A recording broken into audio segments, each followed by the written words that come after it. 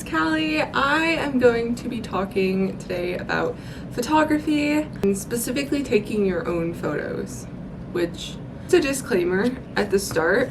I'm not like somebody who has people pay me for photos. Although I don't necessarily want to say I'm not a photographer because I do take a lot of my own photos. I work in a creative industry as well, and I'm around a lot of people who work with photos all day. So I osmosis a lot of things as well as just learning over time from just doing this for years. Another disclaimer. So I'm going to be using my cosplay photos as examples, and I'm going to choose more plain ones and more special effects-y type ones. And the reasoning for that is that I don't have any photos of myself outside of cosplay. Maybe I should change that today, huh? But I don't have any photos of myself outside of cosplay, so that's why it'll be that way. Let's get started. I'm gonna start off talking about cameras. So there's this, I don't know, people feel like they need to have cameras and you really don't. This little phone, even me with a Samsung, I don't even have like an iPhone. I'll put side by side. I just took a little selfie on both my camera and on my phone. And honestly, it's pretty dang similar. I don't even have a very good camera though. My camera has been wonderful to me too, and I think it was like $500. It wasn't a fancy one. Maybe one day I'll get a fancy one. But another disclaimer, I'm not necessarily a camera nerd. I'd like to be, but that's an expensive hobby. And I'm already a cosplayer, which is plenty of expensive. Don't stop because you don't have a camera.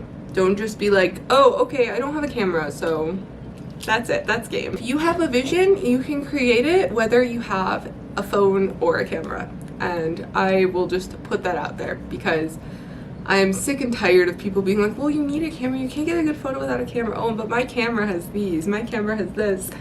No, let's just be past that. Let's just be artists and not care about that kind of stuff because honestly, it's just stuck up.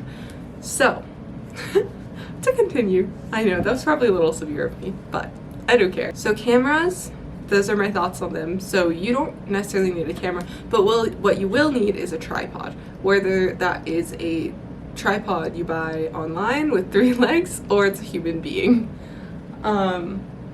Personally, I switch between the two depending on the circumstance.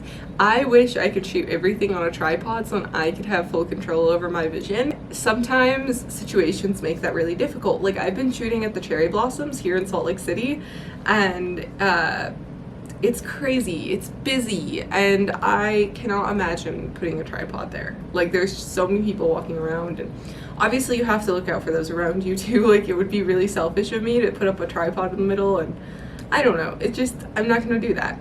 So I have my partner and I'm instructing him, right, on like where he should take photos, how he should do it, the lighting. I check every now and then. Honestly, it feels a little bit more involved for me, but not every situation is tripod friendly. But also getting a human might be hard. So I get that. There's no shame in that. If anyone would know it, it'd be me. I've moved halfway across the country and don't really have a network to be like, hey, help me take photos. As far as whether you have a phone, I know my phone has the ability to, like, if I go like this, a timer will start. You can change that in your settings to like add a gesture, so you can add a gesture so then 10 seconds later it takes the photo, which I honestly think is super handy. And if you have one of these flippy phones too, I think more people have them nowadays. I actually just set it down on the platform and it's automatically tripoded, which is really cool. It's all my cats on my desk. Hello, sweet girl. Come here. She's so cute. I love her so much. She hates me though. So yeah, and then with my camera, I have a Canon. I have a Canon EOS M50. It's lasted me forever. I love it to death. I'm filming on it right now. It's the perfect lightweight, like I can vlog on it, but I can also take photos because that's a big concern of mine.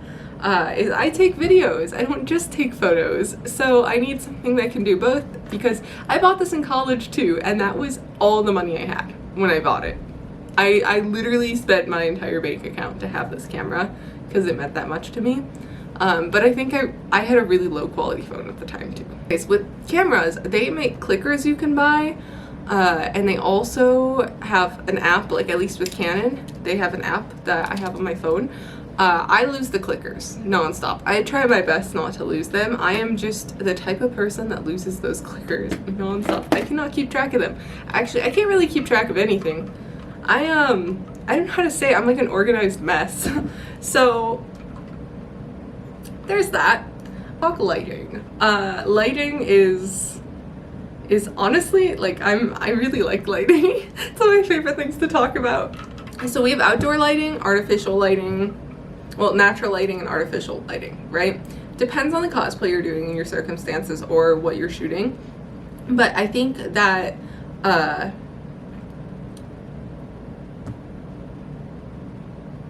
was I talking about? Artificial lighting can be really pricey, especially if you're somebody who's new to this and you're not even sure if you want to do this. I get that. The only lights that I have are like these stick lights, and they're like $60 each on Amazon, and I found that those do really well.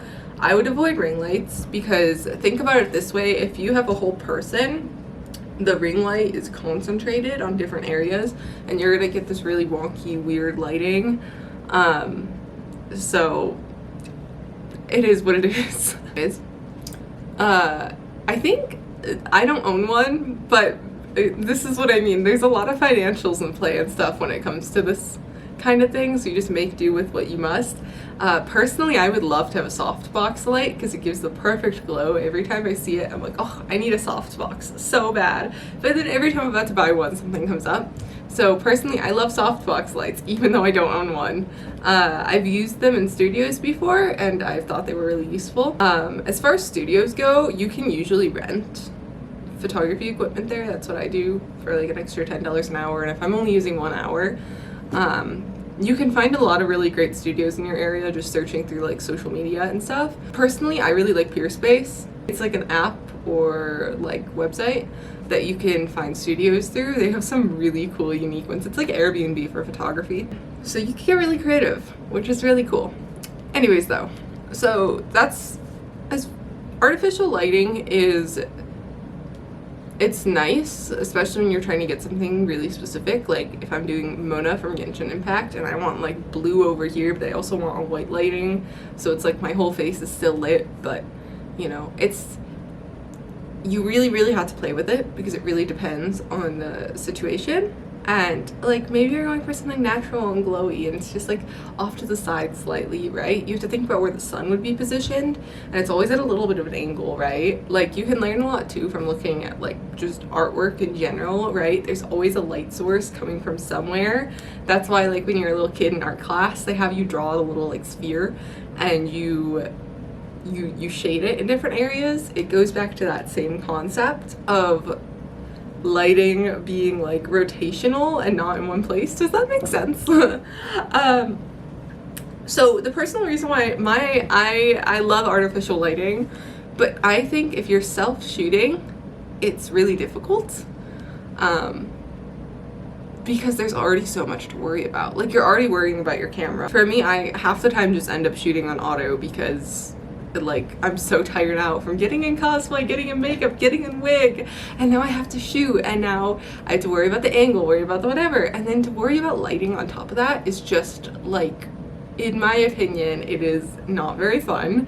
So as humiliating as it may be, I recommend you try natural lighting, because it's going to do most of the work for you. You're not going to have to adjust tripods, and this is why I'm specifically talking about self-shooting too, over like just photography in general, because if you're a photographer and you're in your comfy clothes shooting someone else, your whole focus is the lighting, the camera, the whatever, the tripods, right? Adjusting everything. But like the focus of the photo, like which you as someone self-shooting, you are the focus of the photo as well as the photographer. That's really exhausting. You're doing the role of two people, and that's why people pay photographers so much, right? Like that's why we pay $50 to $200 if we decide to shoot with someone else. So try to make it as convenient as possible for yourself. And now let's talk about natural lighting.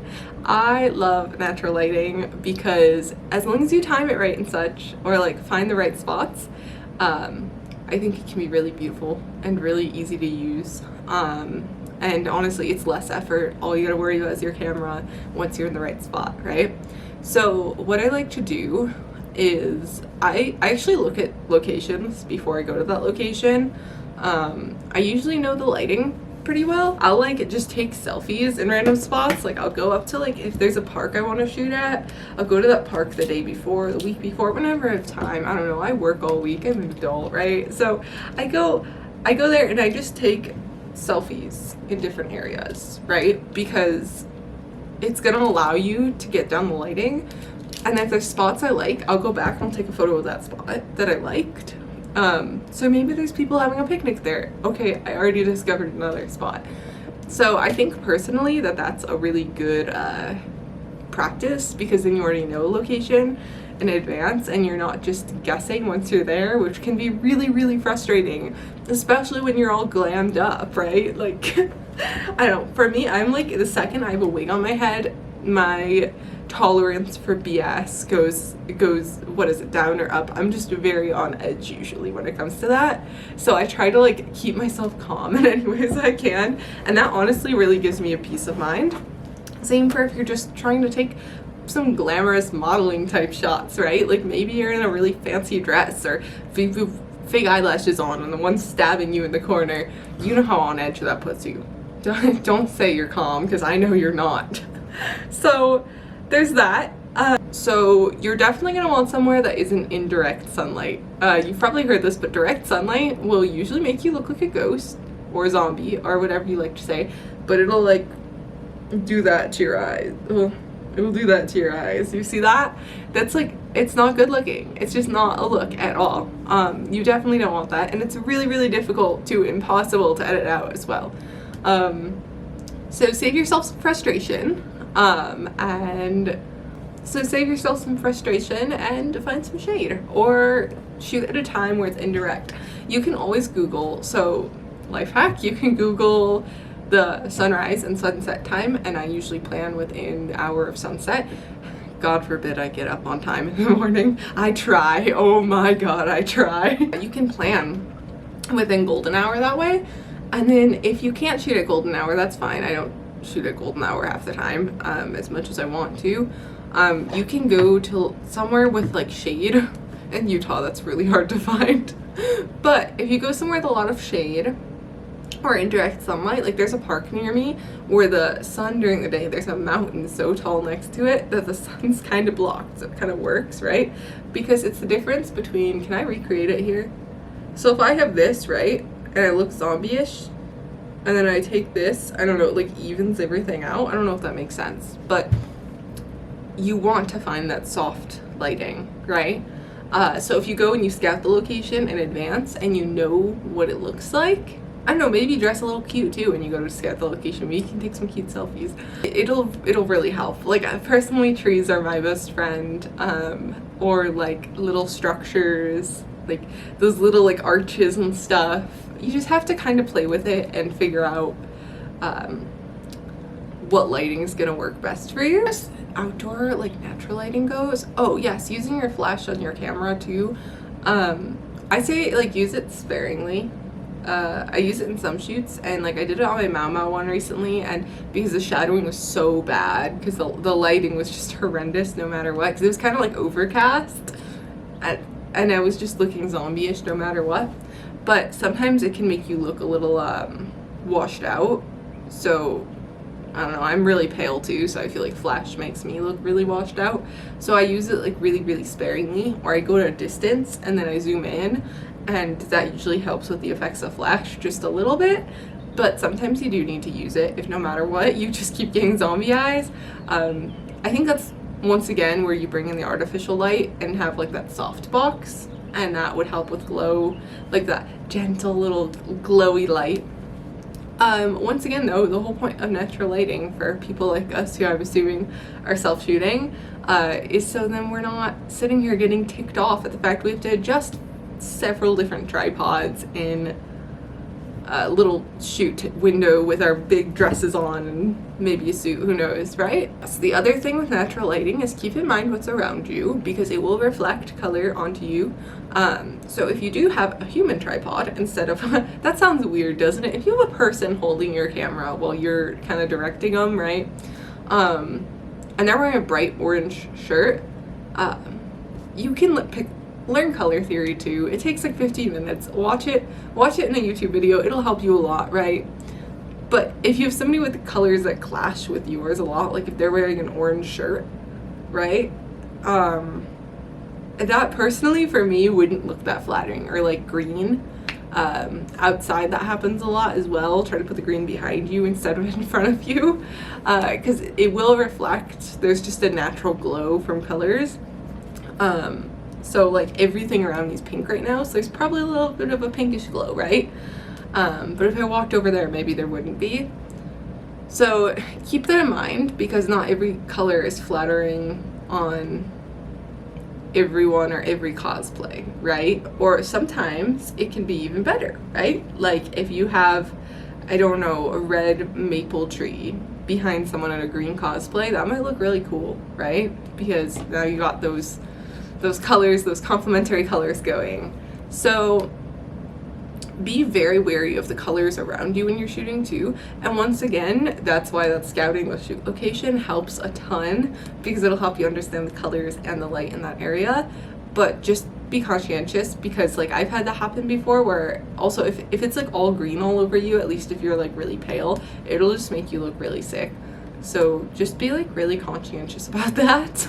Now let's talk the actual editing that I do. Like I said, I'm not a pro on cameras or anything, so I can't go too into depth for that anymore. As much as I want to be able to, I haven't had a ton of resources in the past. I'm very new to adulthood. That's a better way to put it. So keep in mind, sometimes it takes you thousands of photos to start to see these little lighting things or whatever, and the best thing you can do is to just take photos. Like it doesn't, like, just take them like all the time. Set a precedent for yourself. Be like, you want to take 5 a week or something like that, because I think that really helped me personally, because being these different scenarios with different places, different lighting, different outfits, right? They're gonna help give you variety. Or maybe you help shoot a friend or something, and it'll just like, I don't know, your brain will start to osmosis it a little bit, if that makes sense. I think most of the arts are that way. You just kind of have to do them and play with them to really get a good feel for them. I'm going to start recording my screen. This is one of the photos that I posted that I haven't shared from my Earth shoot. First of all, I don't really like the angle it was shot from, so I'm probably going to crop it. Before I get started on this, there's a lot of rules in photography, like the rules of thirds and leading lines, and you can look up a lot of those online, but I only know a few of them, so I'm not really like, maybe when I remake this video in 5 years, I will be like a master book on this kind of stuff, but I'm still learning quite a bit. So like I said, I'm not a professional necessarily. I have been doing this for 10 years. Just been playing with it since I was like 17 or 18. This is an example of the sunlight is like softly behind me, and I didn't need a flash because it was kind of reflecting off of everything, although if I wanted to be brighter I could, but I kind of like that nice little like outline. And then the background is also really soft, but I'm going to be cropping it to like here. So what I'm going to do first, keep in mind there's a lot of alternatives to Lightroom and Photoshop. You don't have to use Lightroom and Photoshop. There's so many amazing free editing tools out there. I like Lightroom and Photoshop because I use them at work. I use them like all the time on a daily basis. I think it's like $10 a month or whatever too, and I can afford that nowadays, but there was a time in my life where I could not afford that. I understand. But the same processes apply whether you're in Photoshop or like, I think I used to use like Pixlr, or so many free editing tools out there you could use. People use like GIMP. There's lots of resources out there. So if you're like, well, Kelly, I don't have Lightroom and Photoshop, the same theory should apply. The same things should apply, because just about everywhere has these tools. Maybe the only one is like AI editing that's a little difficult. So to start off, I'm just gonna play with some presets to kind of like, I don't know, figure out what I like here. So I really like these presets in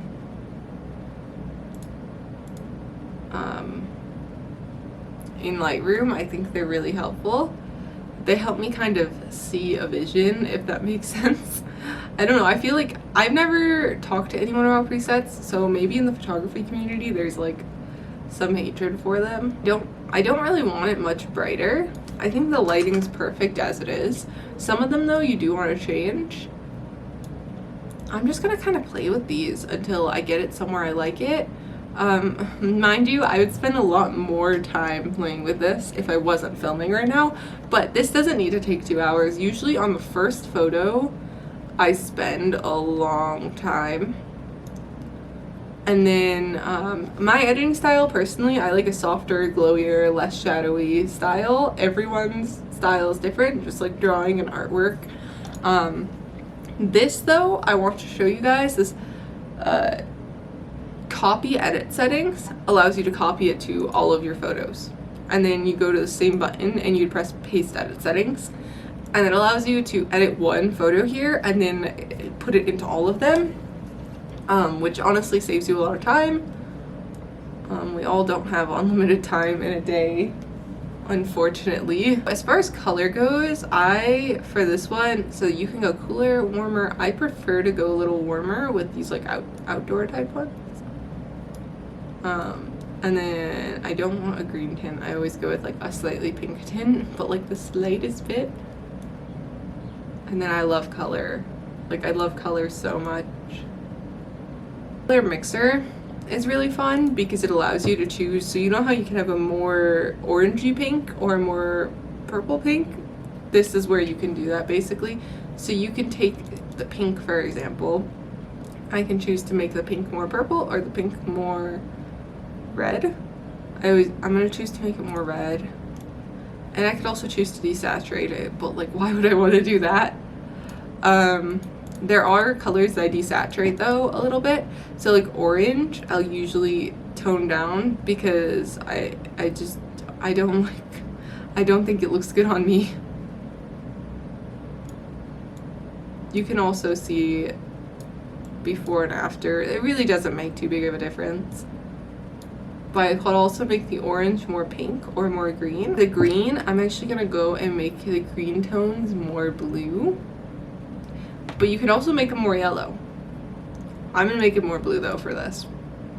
Texture, I turned down the texture because that smooths out my skin. Less work for me in Photoshop on these portrait shots. I don't always do this though. I really like dehazing.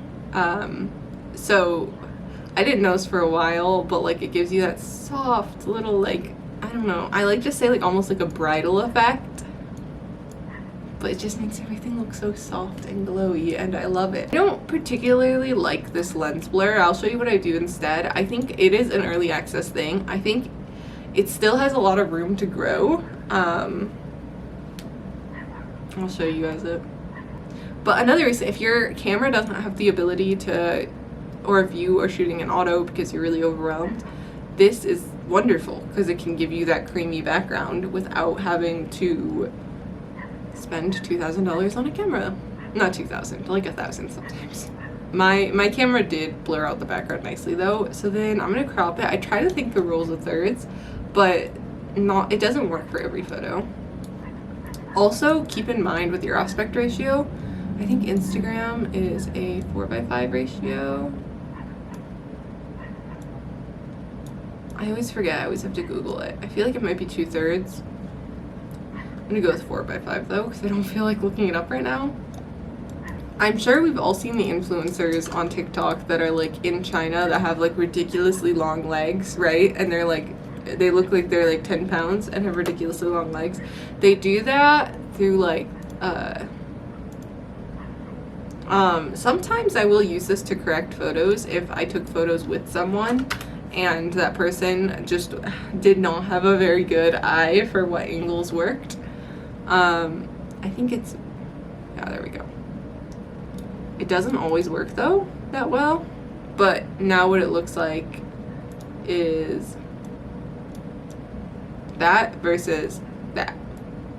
You see how it brought the bottom a little bit more forward to make it look a little bit more like, oh look, it's more at a straight angle rather than like a weird wonky angle. So I don't see a problem with doing that. If you're gonna modify things heavily too, because that can get kind of, because people can do very heavy body modification that way.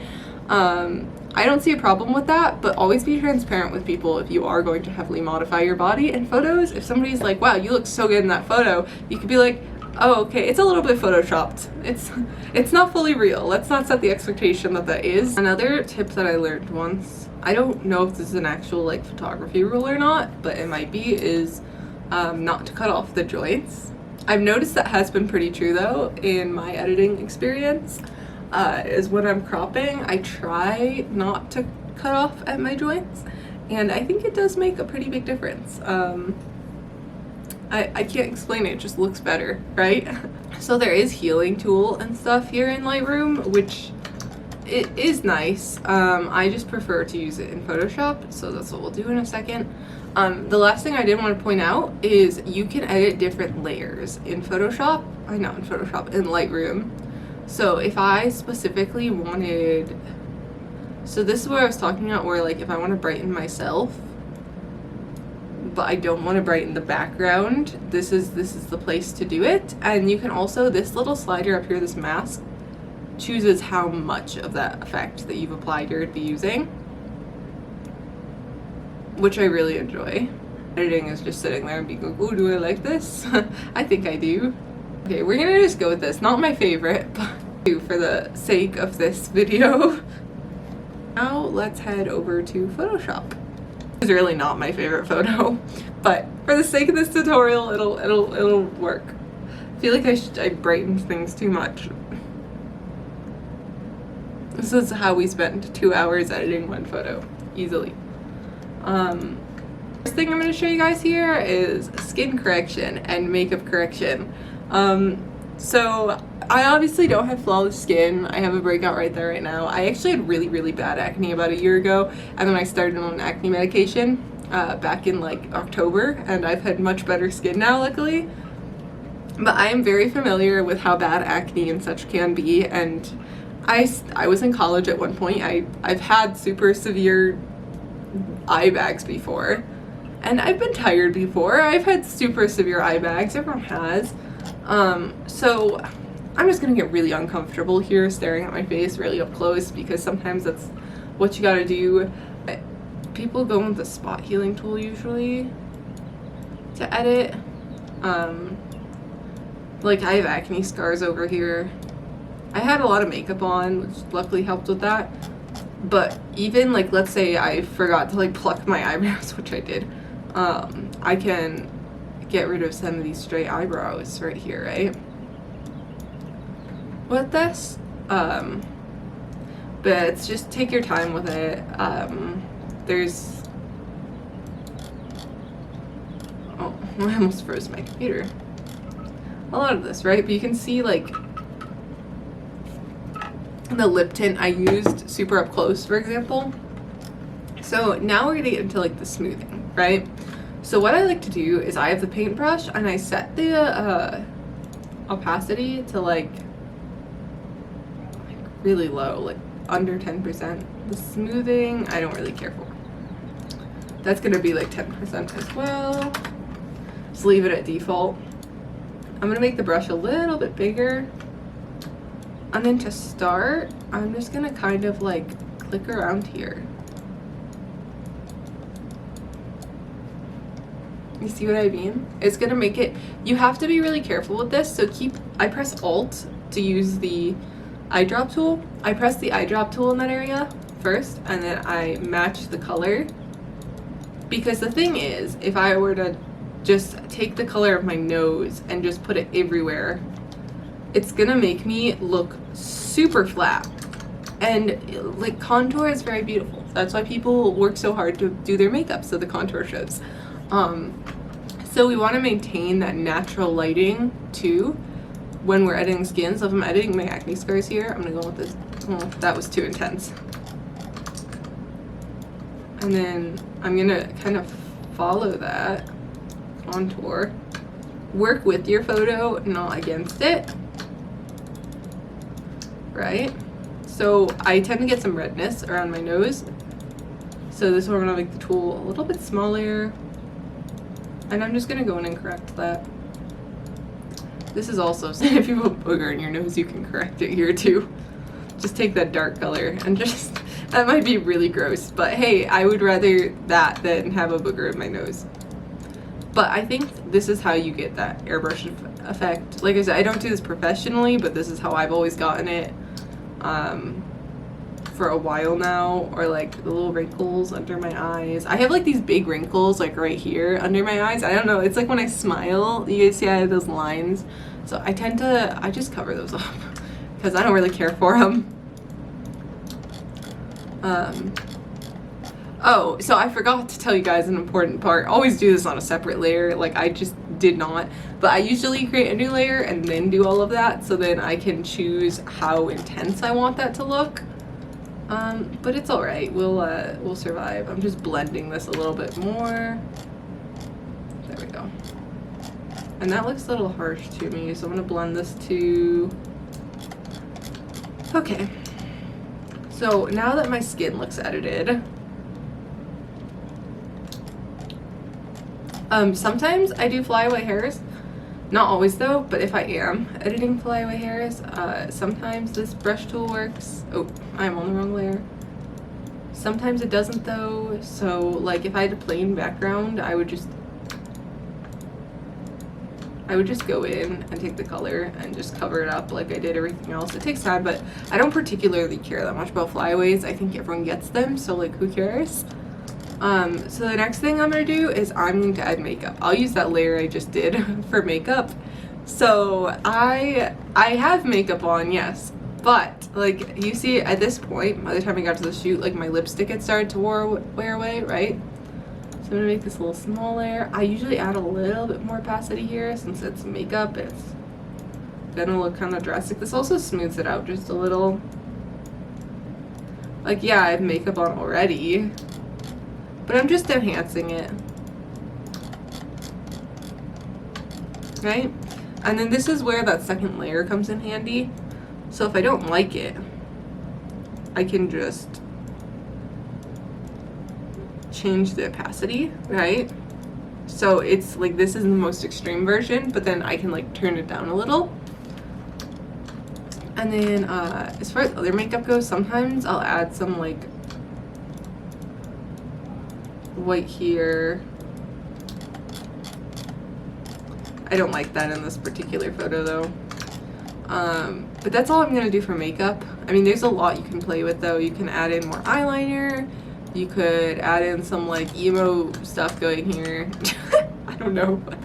You can play with it. Have a fun time. I will though, my little hairline, I had a spot where my hair got pulled out from a wig and I'm very self-conscious about that. So I just am filling that in a little bit.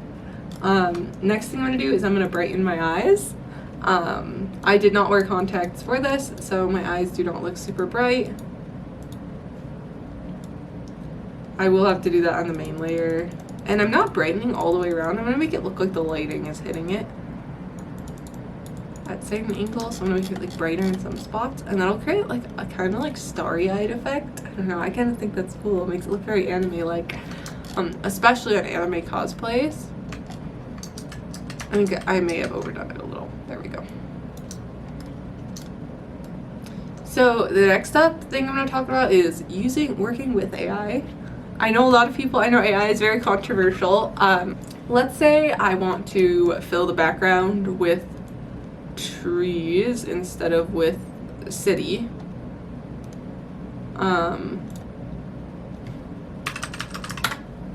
We're just going to tell Photoshop what we want. But what I'm actually going to use AI for, and this, which I think is super useful, is getting rid of this Sakura Con wristband.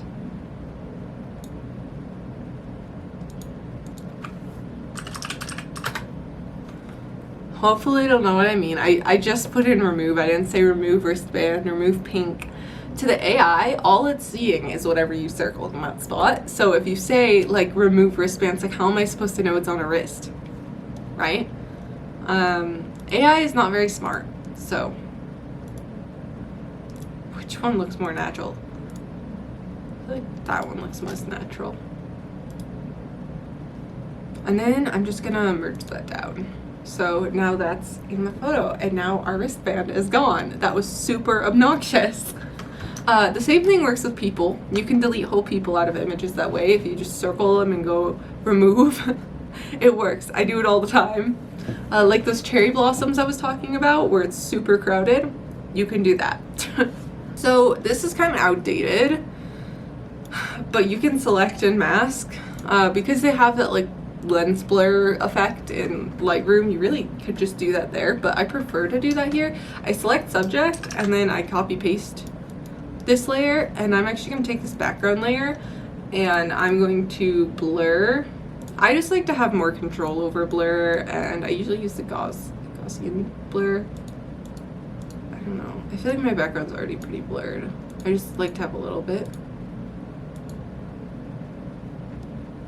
If this is a portrait especially, I really like a blurred background. I think that's it for this photo. This photo actually looks pretty good. I'm actually going to export it. I pretty much always export as JPG. So keep this in mind. This is something I actually learned at work this past week. When a PNG is compressed, it can make skin tones look off. When a JPG is compressed, it's going to preserve your skin tone. So if you are, I guess for me, I'm so pale it probably doesn't matter, but if you're somebody with a skin tone that is not just paper, you might want to consider always exporting as a JPG because it can have that effect on skin tone. I learned that at work because I was working on ads this past week that had people like eating food, and it was a very diverse group of people, and my boss was like, hey, can you re-export this in JPGs because it'll make their skin tone look funny. And I was like, oh my gosh, I didn't know that. So I'm passing on that advice to you guys. That actually looks pretty good. This was a pretty long video, and I hope you guys enjoyed it. I hope you got something out of it. Honestly, what I think is most important is that you just remain curious and playful about what you're doing, and that you enjoy it, and that you constantly want to learn and play with things. As you can see, I was just playing with things, trying to figure out what it was that I wanted. That's how it is most of the time, and you can like copy and paste those presets or whatever, or maybe you like pre-made presets. There's plenty of them on Etsy, right? There's so many ways to go about it. Like, just experiment, don't be scared too. When you're taking your own photos, you know, like, you'll get down the lighting and stuff eventually. Just be conscious of it. I hope there was something useful or helpful in here for you guys, or maybe you just enjoyed hanging out and editing. I don't know. Have a lovely week, and I will see you guys next week. Thanks for watching. Bye!